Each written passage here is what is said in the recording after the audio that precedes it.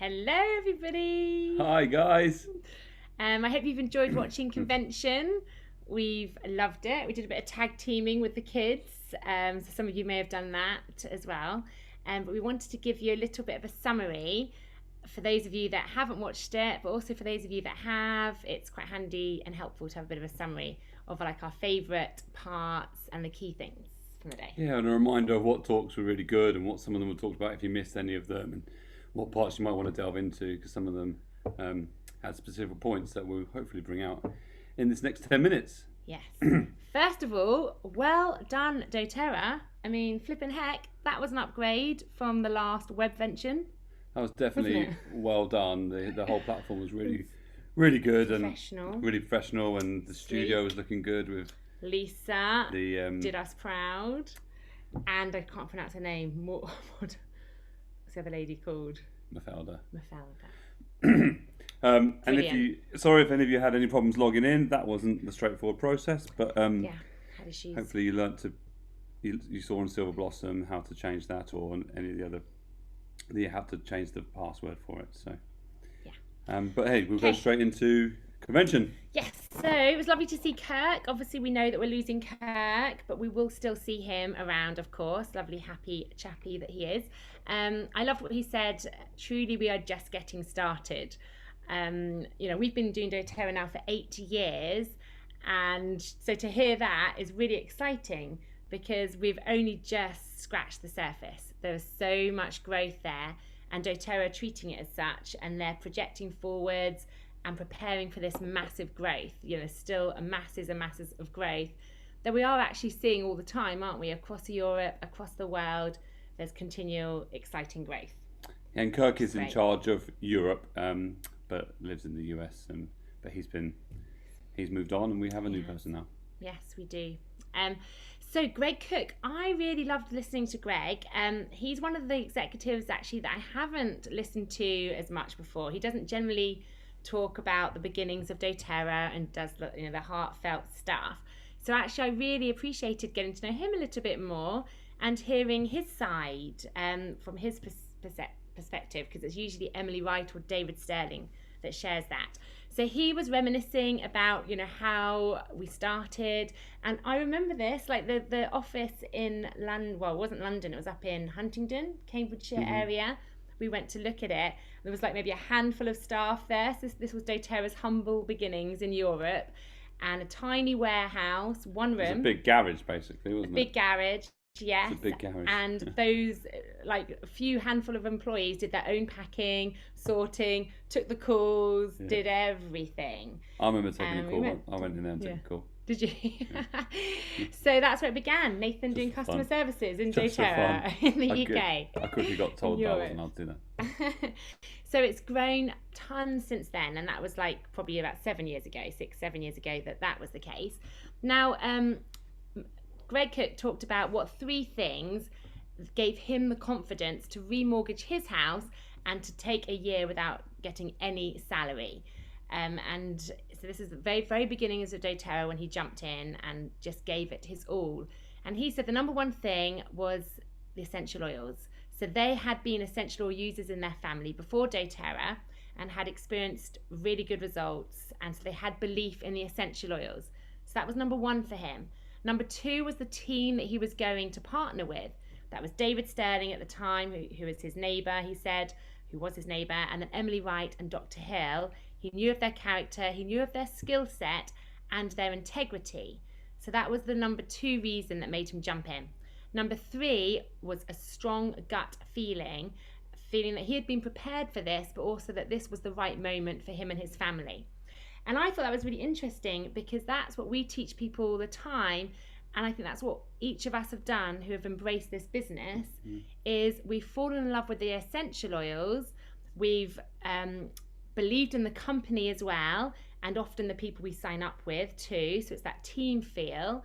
And then we get that strong feeling that just hits us, and we just commit, and we know this is what we want to do and this is the right time. And that's what he did, and look what they've created. So those 3 simple things, and joining together with other people that had those feelings and those 3 simple things, and it's created this multi-billion-dollar company now. So I thought that was really interesting. He said, you know, at the first he had no clue about essential oils really when he started using them, and now he's an absolute proud user. And I think again that's something we can all relate to, maybe more definitely men as well. Right, Nick?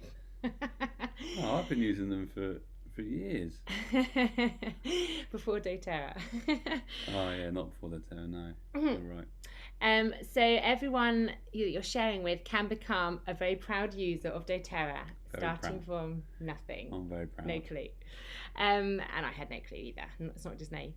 So he also said that you need 98%, well, he said 98% commitment compared to 100% commitment is actually a big difference. I think it was Kirk that mentioned that when he was interviewing Greg. And I thought that was interesting too, because he said that the miracles and the real magic happens when you're 100% committed. So it's just cool to hear this is the kind of energy that our leaders, the executives, are putting into doTERRA, and that we can do as well to produce the same results. And what kept Greg going? That was a really interesting question. And what continues to keep Greg going and motivated, even after all of his financial needs are probably being met right now, right? And his success. And he said he's committed to the cause of the oils, and that help people physically, emotionally, spiritually, and financially. That's what he is really focused on, and a passion for helping people on that journey, which I thought was really cool too. So that was Greg. Now, Emily Wright then came on, shared her amazingness. Always love to hear from Emily. She was introducing new products today. So she spoke a little bit about the power of Aroma, which is incredible. Anyone that's smelt these oils, I'm sure you all have had that experience where your mood can be changed, lifted by the essential oils. And the new rollerball Whisper. So loads of you, I'm sure, big fans of Whisper essential oil. It now comes in a rollerball bottle. And this is in particular, but you notice it with all essential oils, they smell different on different people. So the chemistry really changes depending on who they're on. I've definitely noticed that. And then we had Becca Nixon talking a bit about the adaptives. We have these new adaptive products. We have the calming mist. And then we also have the calming bath oil. So the adaptive blend is beautiful. And she talked about this test that they did as well, where they had some students that were doing a test, an exam, and they had water being diffused in the control room and adaptive in the other room. And the one that had the adaptive being diffused were noticeably calmer, more focused, and less stressed. So that was cool for the adaptive. Do you want to share a bit of your stuff now, and I'll come back to mine? Don't want to take up too much time. Yes, well, I was looking at this afternoon session, and the first bit of this afternoon session was the Aroma hand technique, which I've done before, but it taught me more. So we have a new Aroma touch coordinator for Europe. So I'm just going to quickly demonstrate while I'm today. Oh, this is the first. Yeah. So she recommended that you use Cananga oil. Okay. Definitely paint my nails for this. Turn your hand like that, and then we'll put. She said 1 to 3 drops on. 1, 2. We'll put 3. Okay, 3. All right, and then you've got to rub it into the palm thoroughly. Okay, thoroughly rub it in. Now, for ease of use, I'm not going to rub it in that thoroughly. Okay, and then you use both thumbs. So you've got to use both thumbs, and you come down. You probably put the hand like this. I remember doing like this. And then it's a 4-stage process.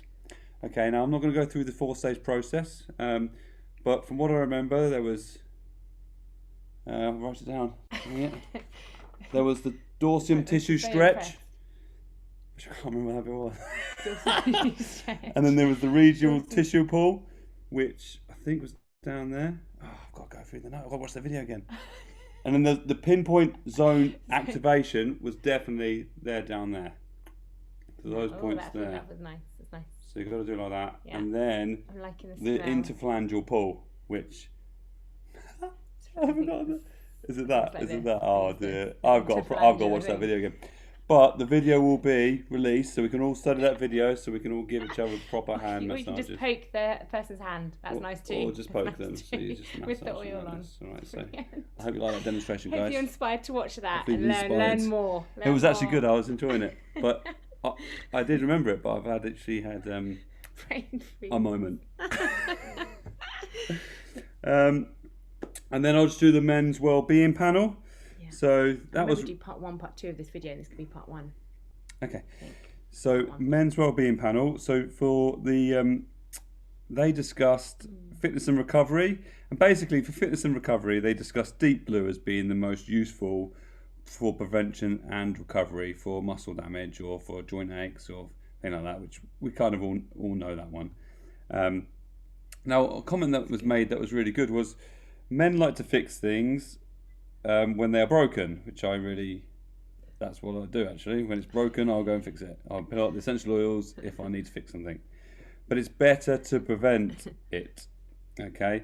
So prevention is better, and it's all about lifestyle. So they discussed several things. They discussed eating healthily, sleep health, managing thoughts and emotions, and they went into more detail with thoughts and emotions. So watch the recording on that, because that was very useful for men, because we tend to not deal with our thoughts and emotions. I like to not think about stuff. Very handy. Makes things more useful. Yep. Breathing, deep breathing, can have massive health benefits, and drinking lots of water. So, and you can use oils to supplement all these things. So, for eating healthily, adding in LLV and Mita 2 Max and other supplements, sleep health, serenity, air, managing thoughts and emotions, as well as a plethora of oils for all those kind of things, depending on what you need. Breathing. They discussed deep breathing 3 times daily and using air and eucalyptus and other oils to really help with the breathing, expand your lungs.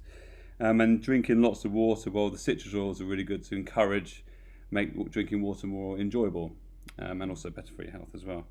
So they discussed a base as LLV and Mita 2 Max, and then add in Terrazyme, PB Assist, and then essential oils as you need. So I found that really, really useful. And there were other things. One blend that was quite cool that one of them uses was for focus. They used balance and wild orange, and they called it wild balance, which was quite fun. And they said, be curious about natural health, men. Be curious about it. Look at the ingredients on things. And so I found that very, very useful. Loved hearing from men. Yeah, it was cool to hear from them. Yeah. Should we do that? Part 1. Part 1. Part 2 to come. End of part 1. Part 2 to come. See you in a second.